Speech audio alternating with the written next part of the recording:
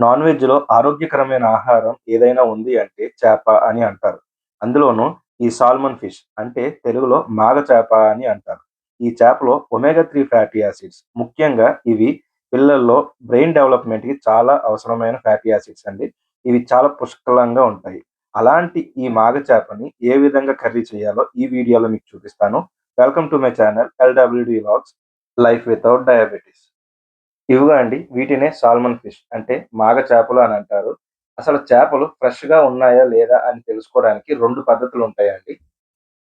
First ఈ చెంపలు 2 ఇలాగ ఓపెన్ చేసినప్పుడు లోపల శంకులనేవి ఎర్రగా ఉండాలి. ఇది అందరికీ తెలిసిన కామన్ మెథడేనండి. కానీ కొంతమంది ఆ శంకుల్లో రెడ్ కలర్ వేసి అమ్మేస్తా ఉంటారు. అప్పుడు మనం రెండో మెథడ్ అనేది చెక్ చేయాలి. సెకండ్ మెథడ్ ఏంటంటే, మీరు ఏ చేప కొన్నా సరే, ఈ విధంగా పొట్ట అనేది గట్టిగా ఉండాలి. మీరు నొక్కినా సరే, పొట్ట అనేది లోపలికి వెళ్ళకూడదు. చేప నడ్డి భాగంలో ఎంత గట్టిగా అయితే ఉంటదో, పొట్ట భాగంలో కూడా అంతే గట్టిగా ఉండాలి. అప్పుడు చేప ఫ్రెష్‌గా ఉన్నట్టు అర్థం. ఇక నేను శాంపుల్‌కి ఒక చిన్న చేప పాడైపోయింది తీసుకున్నానండి. ఇదిగో చూడండి. మీరు జాగ్రత్తగా గమనిస్తే దీని పొట్ట అనేది చాలా మెత్తగా ఉంది. నేను నొక్కుతుంటే నా వేలనేది లోపలికి వెళ్ళిపోతుంది. చూసారా? ఈ విధంగా గాని చేప ఉంటే ఆ చేప అనేది పాడైపోయిందని అర్థం. ఈ చేపే కాదండి. ఏ చేప అయినా సరే మీరు పొట్టను పట్టుకొని ఫస్ట్ చెక్ చేయండి. పొట్ట గట్టిగా ఉన్నట్టయితేనే తీసుకోండి. లేకపోతే తీసుకోవద్దు. ఈ చేపలని మీకు నచ్చినట్టుగా కట్ చేసుకొని, రాయికేసి పామి 2 సార్లు ఉప్పు వేసి కడిగితే, ఈ విధంగా నీట్‌గా బ్లూయిష్ వైట్ కలర్‌లోకి వస్తాయి. ఇప్పుడు ఈ చేప ముక్కల మీద ఒక స్పూన్ ఉప్పు వేసుకోండి. అలాగే కూరకి సరిపడా కారం వేసుకోండి. కొంచెం ఎక్కువ కారం వేసుకోండి. ఇక్కడ నేను 2 స్పూన్లు కారం వేసుకున్నాను. అలాగే ఒక చిటికెడు పసుపు, ఒక 5 పచ్చిమిర్చి చీలికలు ఈ విధంగా వేసుకొని, మొత్తం ఉప్పు, కారం, పసుపు ఈ చేప ముక్కలకి బాగా పట్టేలాగా ఈ విధంగా కలుపుకొని పక్కన పెట్టుకోండి. ఇప్పుడు సాల్మన్ ఫిష్ కర్రీ కోసం పచ్చి మసాలా ఏ విధంగా తయారు చేసుకోవాలో చూద్దాం. ఒక స్పూన్ జీలకర్ర, ఒక 4 యాలకులు, ఒక 5 లవంగాలు, ఒక స్టార్ ఐన్స్ పువ్వు, ఒక ఇంచు దాల్చిన చెక్క, ఒక 15 వెల్లుల్లి రబ్బలు, ఒక 2 ఇంచు అల్లం, ఒక 3 స్పూన్లు ధనియాలు. ఇవన్నీ మిక్సీలో మెత్తగా పేస్ట్ పెట్టి పక్కన పెట్టుకోండి.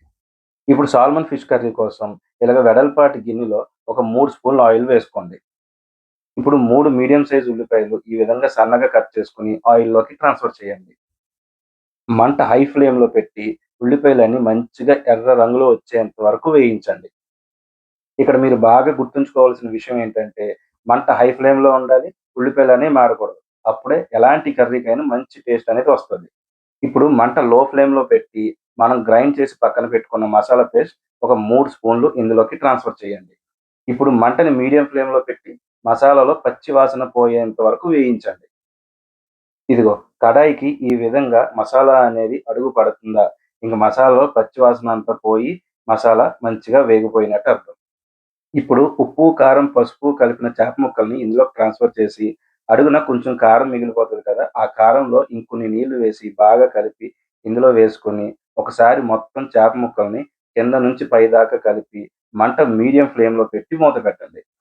ఒక 15 నిమిషాలు ఉడికిన తర్వాత కర్రీలో ఇంక గరిటె పెట్టి కలపకుండా ఈ విధంగా చేప ముక్కల్ని కలుపుతా ఉండండి. ఈ స్టేజ్‌లో ఒకసారి సాల్ట్ చెక్ చేసుకొని సరిపోకపోతే మళ్ళీ వేసుకోండి.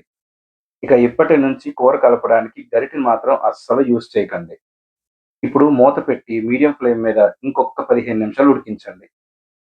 ఒక 15 నిమిషాలు ఉడికిన తర్వాత ఒక గుప్పెడు కొత్తిమీర తీసుకొని కూర మొత్తం ఈ విధంగా జల్లుకోండి. ఎలాంటి చేపల కూరలో అయినా సరే కొత్తిమీరని మాత్రం అస్సలు మిస్ చేయొద్దు. ఇప్పుడు మూత పెట్టి ఇంకొక 10 నిమిషాలు మీడియం ఫ్లేమ్ మీద ఉడికించండి. 10 నిమిషాలు మీడియం ఫ్లేమ్ మీద ఉడికిన తర్వాత మూత తీసి చూస్తే ఈ విధంగా చేపల కూర అనేది రెడీ అయిపోయినట్లే. ఇక్కడ మనకి మొత్తం చేపల కూర అంతా రెడీ అవ్వడానికి 35 మినిట్స్ టైం పట్టింది. ఇంతకు మించి మీరు పొరపాటున కూడా చేపల కూర ఎక్కువ సేపు ఉడికించకండి. అంతే అండి. ఇండియన్ సాల్మన్ కర్రీ అంటే మాగ చేప ఏ విధంగా వండాలో చూసారు కదా! ఈ విధంగా వండితే కూర అనేది చాలా టేస్టీగా వస్తది. కూర టేస్ట్ మొత్తం ఉల్లిపాయ వేగడంలోను, పచ్చి మసాలా వేయడంలోనే ఉంటదండి. ఈ సాల్మన్ ఫిష్ కర్రీ వేడి వేడిగా మిల్లెట్స్‌లో గాని, రెడ్ రైస్‌లో గాని మంచిగా మిరియాల చారు పెట్టుకొని, ఈ ఫిష్ కర్రీ నంచుకొని తినండి. ఆహాహా! స్వర్గంలో ఉన్నట్టే ఉంటది. వైట్ రైస్ మాత్రం వద్దు కాక వద్దు. అంతే అండి. వీడియో గాని నచ్చితే లైక్ చేయండి, షేర్ చేయండి, సబ్స్క్రైబ్ చేయండి. మరో ఇంట్రెస్టింగ్ వీడియోతో మళ్ళీ కలుసుకుందాం. అప్పటి వరకు థాంక్ యూ.